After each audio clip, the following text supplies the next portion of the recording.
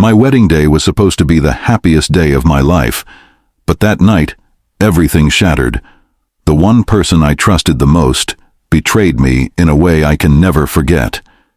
This is the story of how the man who was supposed to protect me became my worst nightmare, and how 15 years of silence nearly destroyed everything I held dear. Before we continue deeper into this story, let us know in the comments where you're watching from. We'd love to hear from you. And if you're new here, click on the subscribe button so you never miss any of our upcoming videos, because what you're about to hear will change how you think about trust forever. This story begins 23 years ago in a small town in Ohio, where a little girl named Sarah Michelle Thompson was born into what seemed like the perfect American family. But sometimes, the people closest to us harbor the darkest secrets. Sarah grew up in a house filled with Sunday dinners, backyard barbecues, and family traditions that stretched back 3 generations. Her father, Robert, worked at the local manufacturing plant, while her mother, Linda, taught elementary school. But if you asked Sarah who her hero was growing up, she wouldn't hesitate to say it was her Uncle Michael. Michael Thompson was Robert's younger brother, and everything a little girl could want in an uncle. At 35, he was the bachelor of the family, the one with time to spare, the one who never missed a school play or birthday party. When Sarah scraped her knee riding her bike, it was Uncle Michael who cleaned the wound and told her she was brave. When she had nightmares, Uncle Michael was the one who would sit by her bed and tell her stories until she fell asleep. He was my protector, Sarah would later recall. When other kids at school were mean to me, Uncle Michael would take me for ice cream and tell me I was special. He made me feel safe in a world that sometimes felt scary. The bond between Sarah and her uncle grew stronger each year. While her parents worked long hours to make ends meet, Uncle Michael filled the gaps. He picked her up from school, helped with homework, and took her to movies her parents were too tired to attend. As Sarah entered her teenage years, Uncle Michael remained a constant presence. He was the one who taught her how to drive, the one who scared away boys he deemed unworthy, and the one who gave her confidence when she felt awkward and out of place. He knew everything about me, Sarah remembered. My dreams, my fears, my secrets. I told him things I couldn't even tell my parents. The family saw their relationship as heartwarming, a testament to the strength of family bonds. What they didn't see were the subtle changes that began when Sarah turned 16. Uncle Michael started buying her gifts that seemed a little too personal, jewelry that was too expensive for a niece, perfume that was too mature for a teenager. He began insisting on driving her to and from dates, claiming he wanted to protect her. And he started showing up at her bedroom door late at night, ostensibly to check on her, but lingering just a little too long. Sarah felt uncomfortable but couldn't quite put her finger on why. After all, this was Uncle Michael, the man who had protected her all her life. I convinced myself I was imagining things, Sarah would later say. He was family. He loved me. I thought I was being paranoid. When Sarah turned 18 and graduated high school, Uncle Michael was there in the front row, cheering louder than anyone. That night at her graduation party, he pulled her aside and told her how proud he was of the woman she was becoming. His hand lingered on her shoulder just a moment too long, and Sarah felt that familiar discomfort. But she pushed it down. College provided some distance. Sarah attended Ohio State University, majoring in elementary education like her mother. She threw herself into her studies, made new friends, and began dating a young man named David Collins from her psychology class. David was everything Uncle Michael wasn't. Quiet where Michael was outgoing, thoughtful where Michael was impulsive, respectful where Michael was possessive. Sarah and David's relationship blossomed slowly and naturally. They studied together in the library, took long walks around campus, and spent hours talking about their future dreams. David wanted to be a high school counselor. Sarah wanted to teach 3rd grade. They both wanted children, a house with a white picket fence, and a love that would last forever. After 3 years of dating, David proposed on Christmas Eve in front of Sarah's family Christmas tree. The ring was simple but beautiful, and Sarah's answer was immediate and joyful. The family erupted in celebration. Linda cried happy tears. Robert shook David's hand with genuine warmth, and Uncle Michael's smile seemed forced. "Congratulations, sweetheart," he said, hugging Sarah tightly. "I hope he knows how lucky he is." There was something in his voice that made Sarah's stomach tighten, but she attributed it to protective uncle syndrome. Surely he just needed time to adjust to sharing her attention. The engagement period should have been the happiest time of Sarah's life, but Uncle Michael's behavior became increasingly strange. He inserted himself into every wedding decision, offering opinions on venues, dresses, and guest lists. He volunteered to pay for portions of the wedding that David's family couldn't afford, making generous offers that the cash-strapped family couldn't refuse. He was everywhere, Sarah remembered. Every time David and I tried to have a private moment to plan our wedding, Uncle Michael would appear with suggestions or concerns. Most disturbing was Uncle Michael's attitude toward David. The man who had once scared away teenage boys with protective fervor now seemed determined to undermine Sarah's fiancé at every turn. He would make subtle comments about David's financial prospects, question his commitment to Sarah, and even suggest that Sarah might be rushing into marriage too young. "Maybe you should wait another year," Uncle Michael would say. "You're only 21. There's so much life to experience." David, for his part, tried to be respectful and understanding. He knew how important Uncle Michael was to Sarah, how much she loved and trusted him. But privately, he confided to Sarah that something felt off. "I can't put my finger on it," he told her one evening as they walked through campus. "But your uncle, he looks at you differently than other family members look at their nieces." Sarah defended Uncle Michael immediately, but David's words planted a seed of doubt that she couldn't quite shake. As the wedding date approached, Uncle Michael's involvement became even more intense. He insisted on helping Sarah choose her wedding dress, sitting outside the fitting room and giving his opinions on each option. He wanted to escort her down the aisle alongside her father, claiming that he had been like a second father to her. When Sarah gently declined, saying that tradition called for just her father, Uncle Michael's face darkened with what looked like genuine hurt, and something else Sarah couldn't identify. 3 weeks before the wedding, Uncle Michael approached Sarah with what he called a special request. He had booked a suite at the wedding venue's hotel and wanted to throw Sarah a private family celebration the night before the wedding, just the two of them. "It's our last chance to spend time together before everything changes," he said, his hand resting on her arm. "Once you're married, you won't have time for your old uncle anymore." The request made Sarah deeply uncomfortable, but she couldn't articulate why without sounding paranoid or ungrateful. She declined politely, saying she wanted to spend her last night as a single woman with her bridesmaids.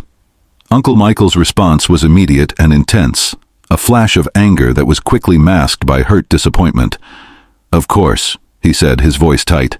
"I understand. Your new family is more important now." The guilt that followed that conversation would haunt Sarah for years to come.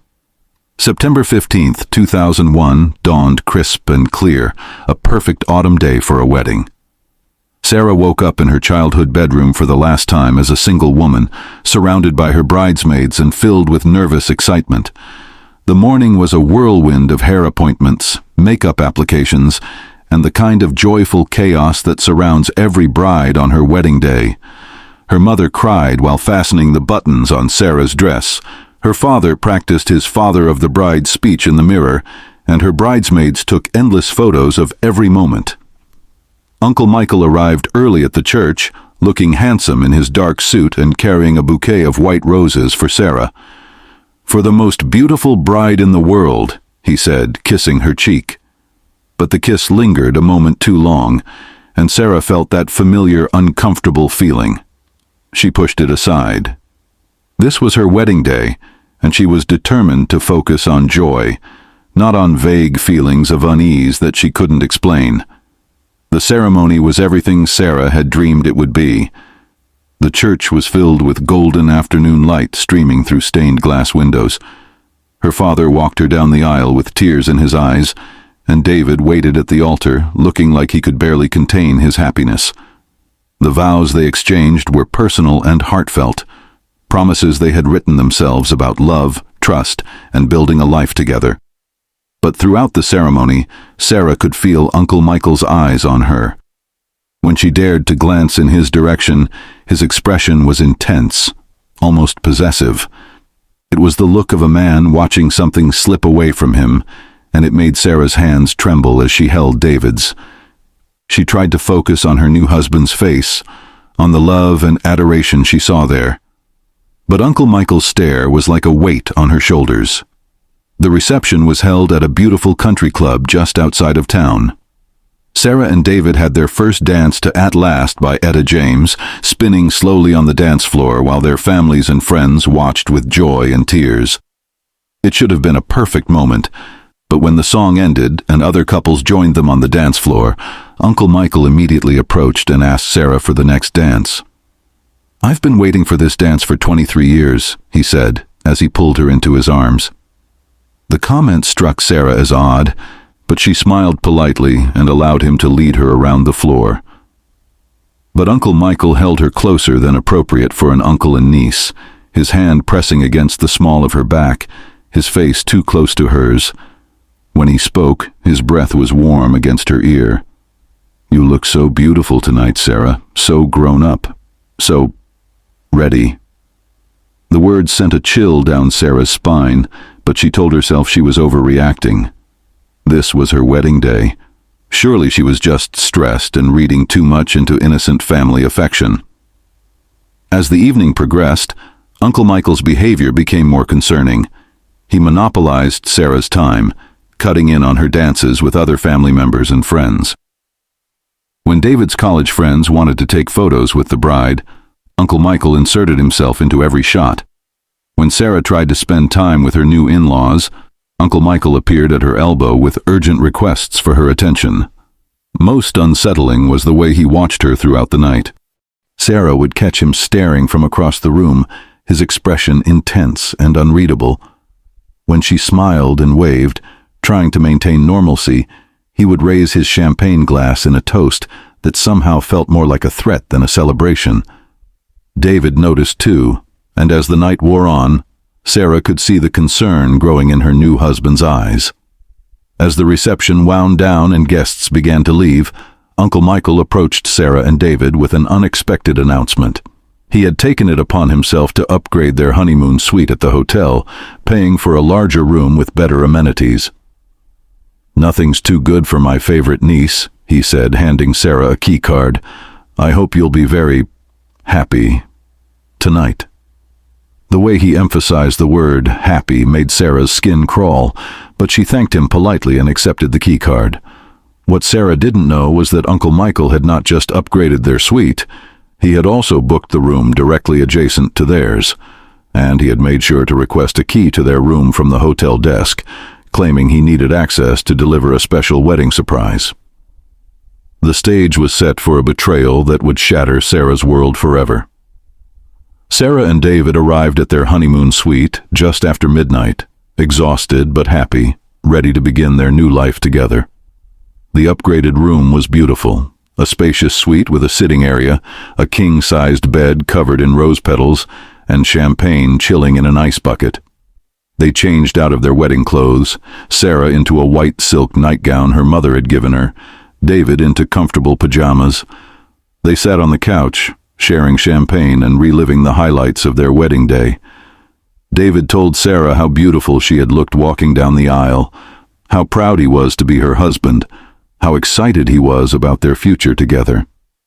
Sarah felt the stress of the day melting away as she curled up against her new husband's chest, listening to his heartbeat and feeling truly safe and loved for the first time all day.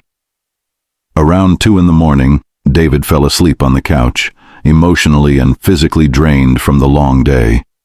Sarah covered him with a blanket and kissed his forehead, then prepared to get ready for bed herself. She was brushing her teeth in the bathroom when she heard the suite door open.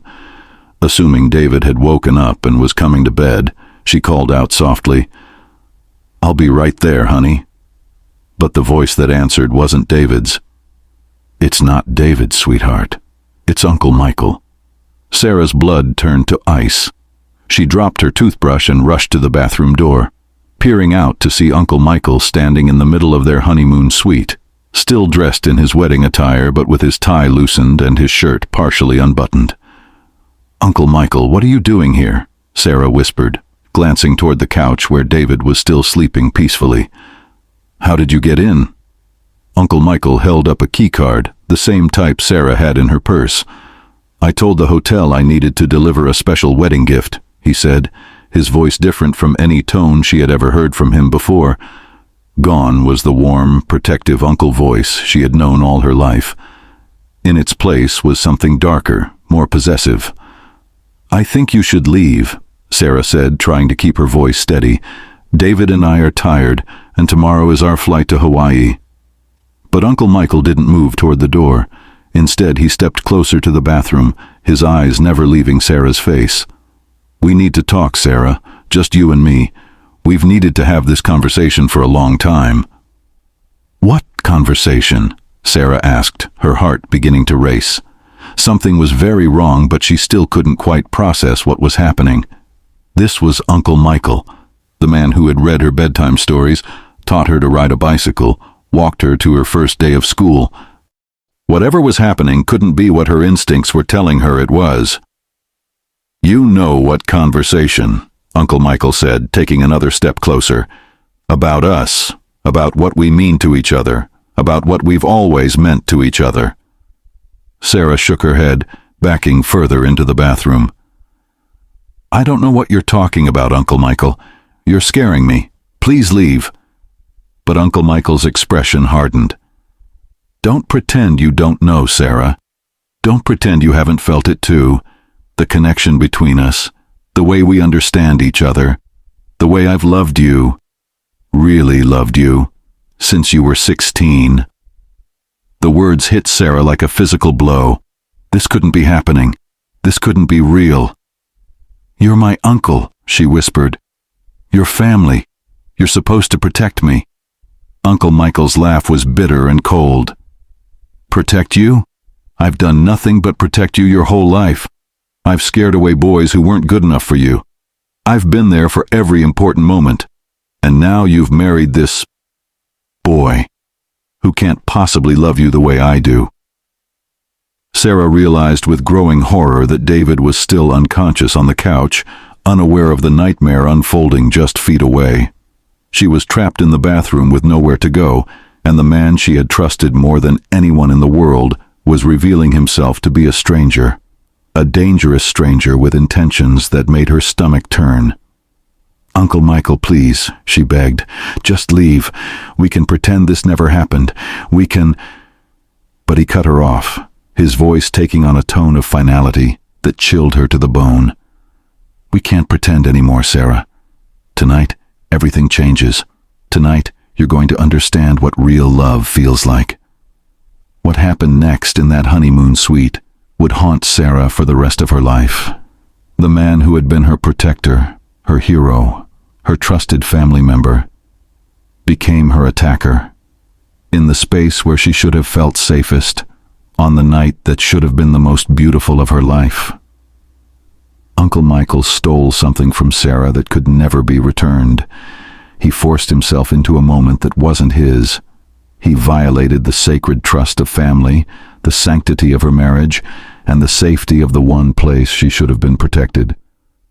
The details of what happened are too painful and too private to share. But the impact was immediate and devastating. In the span of 30 minutes, Sarah's entire world collapsed. When it was over, Uncle Michael straightened his clothes and looked down at Sarah with a mixture of satisfaction and possessiveness that made her feel sick. "Now you understand," he said quietly. "Now you know what real love feels like. David could never love you the way I do. No one could." He placed the keycard on the dresser and walked toward the door, pausing to look back one final time. "This is our secret, Sarah, our special secret, and you'll keep it because you know what will happen to this family if you don't." Sarah sat on the bathroom floor, shaking and unable to process what had just happened. David was still asleep on the couch, unaware that his new wife's life had just been shattered beyond recognition. She wanted to wake him, to scream, to call the police. But Uncle Michael's final words echoed in her mind. What would happen to her family if she told the truth? Would anyone believe her? Would they blame her? Would they say she had somehow encouraged it? The shame was immediate and overwhelming. Sarah felt dirty, violated, and somehow responsible for what had happened. She had been taught all her life to trust family, to respect her elders, to keep family problems within the family. The very foundations of everything she believed about trust and safety had been destroyed in one night, by the one person she had trusted most. She managed to shower and put on clean clothes, moving like a robot through motions that felt surreal and disconnected from reality. By the time David woke up, Sarah had composed herself enough to appear normal, though she felt anything but normal.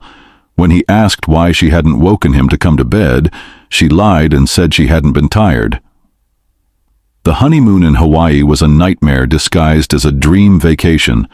David was loving and attentive, excited about their new marriage, and eager to be intimate with his new wife.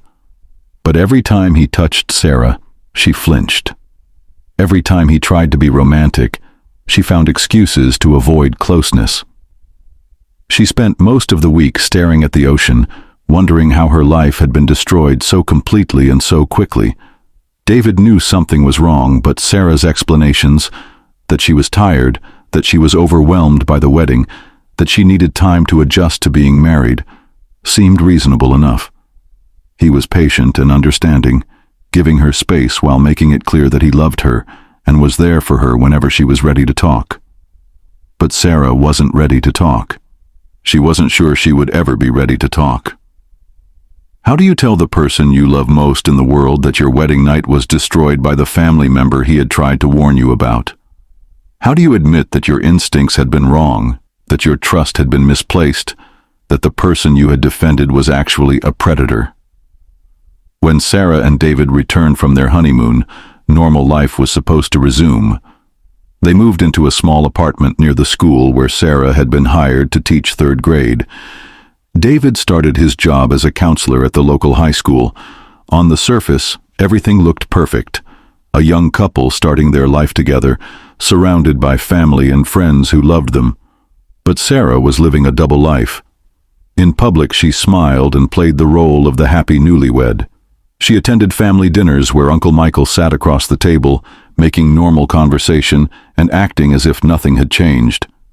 She listened to her mother talk about how wonderful it was that Sarah had such a close relationship with her uncle, how lucky she was to have a family member who cared so much about her happiness. Uncle Michael, for his part, acted as if the assault had never happened. He was the same charming, attentive uncle he had always been, with one crucial difference. Now his attention felt like a threat. When he hugged Sarah goodbye after family gatherings, his hands lingered too long. When he spoke to her, there was an undercurrent of possession in his voice that made her skin crawl, and always there were the looks, the meaningful glances that reminded Sarah of their secret. The worst part was how normal everyone else thought everything was. Sarah's parents continued to rely on Uncle Michael for family events and decisions. David, who had once been suspicious of Uncle Michael's behavior, seemed to have let his guard down now that Sarah was safely married. The family dynamic continued exactly as it had before, except that Sarah now knew the truth about the man everyone trusted and loved. At home, Sarah struggled to be intimate with her new husband. Every time David touched her, she was transported back to that hotel room, reliving the nightmare of her wedding night. She began finding excuses to avoid physical closeness. She was tired, she had a headache, she was stressed about work. David was patient at first, but as weeks turned into months, his concern grew. "Sarah, we need to talk," he said one evening after she had once again pulled away from his embrace. "Something is wrong, and I can't help you if you won't tell me what it is." Sarah wanted desperately to tell him, but the words wouldn't come. How could she explain that their marriage had been violated before it had even truly begun? How could she burden him with the knowledge that would destroy his relationship with her family? Instead, she made up stories about adjusting to married life, about stress from work, about needing time to feel comfortable with intimacy. David accepted her explanations because he loved her and trusted her, but Sarah could see the hurt and confusion in his eyes. She was destroying their marriage to protect a secret that was destroying her soul. The isolation was overwhelming. Sarah had always been close to her family, but now family gatherings were exercises in pretending everything was normal while sitting across from her attacker. She had friends, but how could she explain why she had suddenly become withdrawn and distant? She had a husband who loved her, but she couldn't bear to let him touch her without reliving her trauma. Sleep became elusive. Sarah would lie awake at night, replaying the assault over and over again, wondering what she could have done differently. Should she have screamed? Should she have fought harder? Should she have listened to David's initial concerns about Uncle Michael's behavior? The self-blame was constant and corrosive, eating away at her sense of self-worth and her ability to trust her own judgment. Work became her refuge. In her third-grade classroom, surrounded by innocent children who saw her as their teacher and protector, Sarah could momentarily forget about her own trauma. She threw herself into her job with an intensity that worried her colleagues, staying late to prepare lessons and volunteering for every extra duty available. If she could save these children, teach them to trust their instincts and speak up when something was wrong, maybe she could find some meaning in her own suffering. But even at work, the trauma followed her. When parents came to pick up their children, Sarah found herself studying the family dynamics, looking for signs of inappropriate relationships or concerning behavior. She became hyper-aware of how adults touched children, how they spoke to them, how they looked at them. The innocence she had once seen in family relationships was gone forever. As the first year of marriage passed, Uncle Michael's behavior escalated. The assault on Sarah's wedding night had not been an isolated incident. It had been the beginning of a pattern that would continue for years. He had learned that Sarah would keep his secrets, that her shame and fear were stronger than her desire to seek help, and he used that knowledge to continue his abuse. Family events became opportunities for Uncle Michael to assert his power over Sarah. At Christmas dinner, he would find excuses to be alone with her in the kitchen, pressing himself against her while she washed dishes and whispering reminders of their special relationship. At birthday parties, he would insist on giving Sarah private gifts, jewelry and perfume that felt like marks of ownership rather than family affection. The most insidious part of the ongoing abuse was how Uncle Michael used family loyalty as a weapon. "You wouldn't want to hurt your parents, would you?" he would say when Sarah tried to resist his advances. "Your father looks up to me. Your mother thinks of me as her second son. Imagine what it would do to them to know the truth about what you really are." He twisted Sarah's love for her family into chains that bound her to silence. Sarah began having panic attacks. They would start with a racing heart and sweating palms, escalating to full-blown episodes where she couldn't breathe, couldn't think, couldn't function. The first time it happened was at a family barbecue, when Uncle Michael cornered her in the garage and put his hands on her. She excused herself to the bathroom and spent 20 minutes trying to calm down, splashing cold water on her face and fighting to regain control. David noticed the panic attacks, of course. He was a counselor. He knew the signs of trauma and anxiety.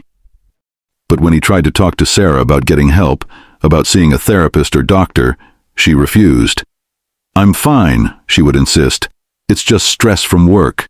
It's just the adjustment to married life. It's nothing serious." How could she explain that the panic attacks were her body's way of screaming about a violation she couldn't voice? The lies became a constant part of Sarah's existence. She lied to David about why she didn't want to attend family gatherings. She lied to her parents about why she seemed distant and distracted. She lied to her friends about why she had become so withdrawn. And most destructively, she lied to herself about why she continued to endure the abuse instead of fighting back. Uncle Michael was careful to never leave physical evidence of his assaults. There were no bruises or marks that would raise questions. just the invisible wounds that were slowly destroying Sarah's spirit. He was also careful to maintain his public image as the devoted uncle, the family man who had never married because he was too busy taking care of his loved ones.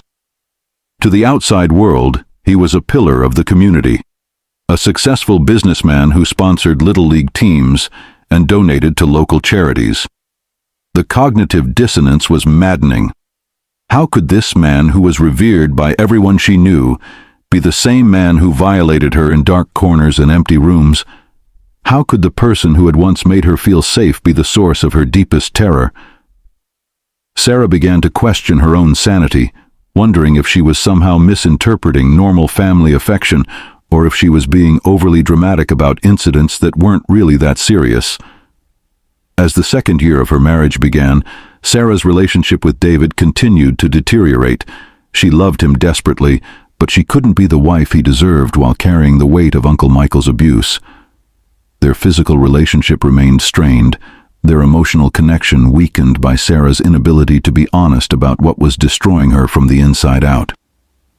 David tried everything he could think of to reach his wife.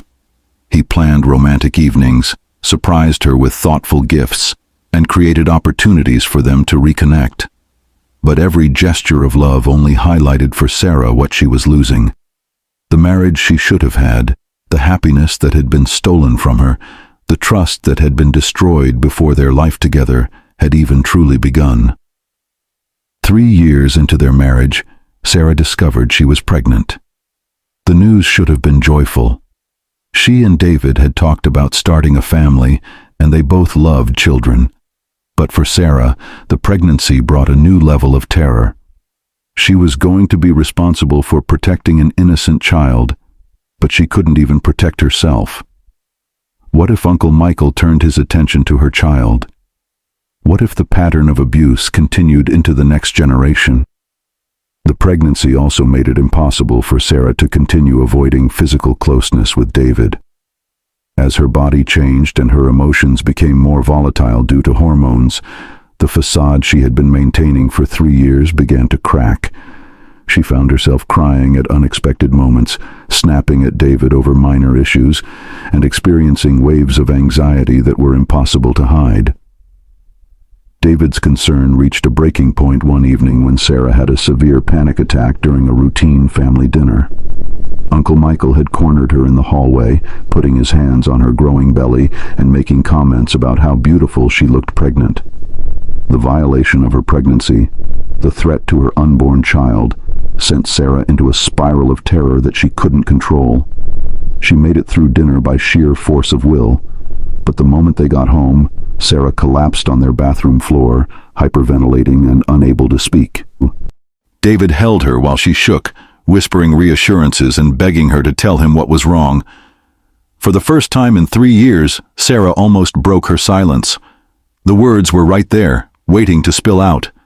But at the last moment, her fear was stronger than her desperation. "I can't do this anymore," David said that night as they lay in bed, Sarah curled away from him as she had been for years. "I love you, Sarah. I love you more than my own life. But you're disappearing, and I don't know how to help you. We're about to have a baby together, and I feel like I'm losing you a little more every day." The pain in his voice broke Sarah's heart, but still she couldn't find the words to explain what was destroying their marriage. The situation reached a crisis point when Sarah was 7 months pregnant. At a family celebration for her father's birthday, Uncle Michael waited until Sarah was alone in the kitchen and assaulted her more aggressively than he ever had before. Sarah fought back for the first time, pushing him away and telling him to stop. But he was stronger, and her pregnant body was clumsy and vulnerable. When it was over, Sarah realized that something fundamental had changed. She was no longer just protecting herself. She was protecting her unborn child. The motherly instincts that were developing along with her pregnancy gave her a strength she hadn't known she possessed. For the first time since her wedding night, Sarah felt anger instead of just shame. This man had stolen enough from her. He wasn't going to steal her child's safety too. That night, Sarah sat at her kitchen table and wrote a letter she had been composing in her head for 3 years, but had never had the courage to put on paper. In it, she detailed every assault, every threat, every moment of abuse that Uncle Michael had subjected her to. She wrote about her wedding night, about the ongoing pattern of violation, about the fear that had controlled her life for so long. But even as she wrote the letter, Sarah couldn't bring herself to give it to anyone. What if they didn't believe her? What if they blamed her for not speaking up sooner? What if the revelation destroyed her parents' relationship with Uncle Michael and tore the family apart? The fear that had kept her silent for 3 years was still stronger than her desire for justice. Sarah hid the letter in a box at the back of her closet, along with other evidence she had been secretly collecting. Hotel keycards, photos that showed Uncle Michael's inappropriate behavior, and a journal where she had been documenting each assault. It was the insurance policy she hoped she would never need to use, but also a lifeline that gave her a sense of control over her own story. Sarah's daughter, Emma Rose Collins, was born on a crisp October morning, 3.5 years after the wedding night that had changed everything. The moment Sarah held her daughter for the first time, she felt a fierce protective love that dwarfed every other emotion she had ever experienced. This perfect, innocent child was depending on her for everything, for safety, for protection, for love. And Sarah made a silent promise that no one would ever hurt Emma the way Uncle Michael had hurt her. David was a devoted father from the moment Emma was born. He took family leave from work to help care for the baby, and Sarah watched him cradle their daughter with such tenderness that it broke her heart. This was the man she had married, the man whose love she had been unable to fully accept because of Uncle Michael's abuse. Seeing David with Emma made Sarah realize how much her silence had cost not just her, but her entire family. Uncle Michael, predictably, was eager to be involved in Emma's life. He showed up at the hospital within hours of the birth, carrying an elaborate bouquet of flowers and an expensive teddy bear. He wanted to hold Emma, to take photos with her, to establish himself as the doting great-uncle, just as he had once been Sarah's doting uncle.